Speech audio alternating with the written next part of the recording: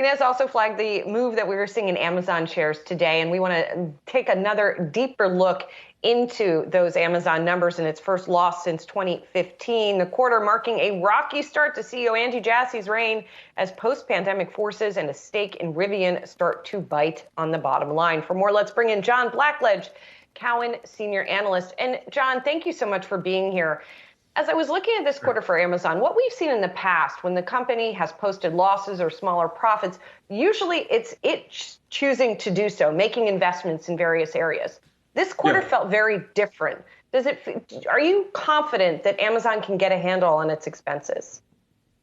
Oh yeah, no, definitely. And it was a disappointing quarter. And let's maybe start to break into that. Revenue was in line, but to your point, the operating income for 1Q missed. It was at the low end of their guide, and they cited three main reasons. One, inflation, both gas, rising fuel costs, and also supply chain, increasing pricing for containers, et cetera.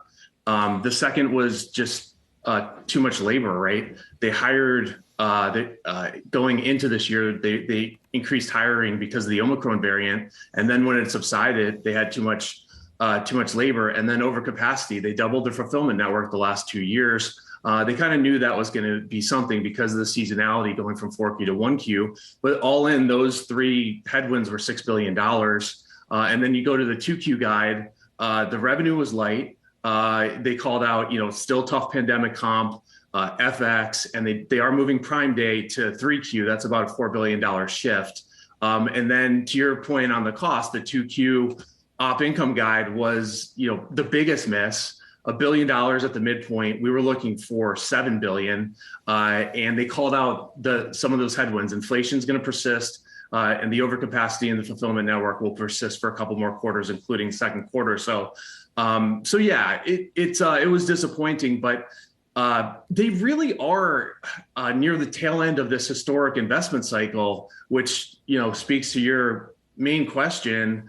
Remember, Amazon spent $78 billion in retail CapEx the last 2 years versus $59 billion combined the prior 5 years. And they told us last night that the fulfillment CapEx is going to be down this year. That's 30%.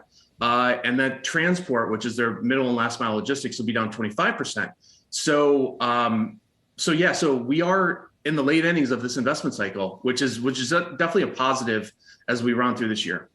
John, you may have missed it, but Julie and I got into a fiery debate on the cost of Amazon Prime. I'm going to toss this hot potato to you now. Do you think Amazon should be out there again this year, raising the cost of Amazon Prime, given the inflation they are in fact seeing? And not only should they, do they have the power with consumers to do so?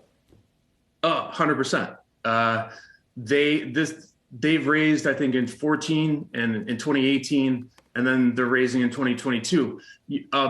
Think about what they've added since 2018. All the Prime Video original content.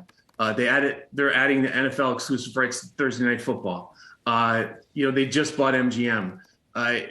So that's just on Prime Video. Then I just referenced the doubling of their fulfillment network and delivery speeds getting faster. And so they've added so much in the last 4 years. They have a ton of pricing power. And also, basically, the churn for Prime is kind of like Verizon level churn. So we believe the company really drives everything towards the Prime value prop. And they've added a lot of benefit the last 4 years. And so I think they have ample room to add more. I took the other side of this, so I got to jump in here, John. So just to be clear, they just announced they were raising prices to $139 from $119 for their annual plan. You think they're going to go higher than $139 this year? No, it's $139, and then you think it's worth it, that price increase, that they will not lose customers from getting in that price increase? Do you think it's going to go up more this year or next year? No, they'll probably. We're on a 4-year cadence over a 12-year period, so I think that will be it. Despite, I know what you're saying. We have the recent inflation, but no, I think they'll keep it at 139. So, but let me, even if we are on a 4-year cycle, let's say, and I thought potentially Prime can go up even more by the middle of next year. Do you think Amazon has the services and the service structure, like you just mentioned, where they could charge $200 a year for this? Totally. This is dated, but going back 4 or 5 years, we just looked at it on an a la carte basis, what the value was. It was like $450, $500 if you just unpacked everything.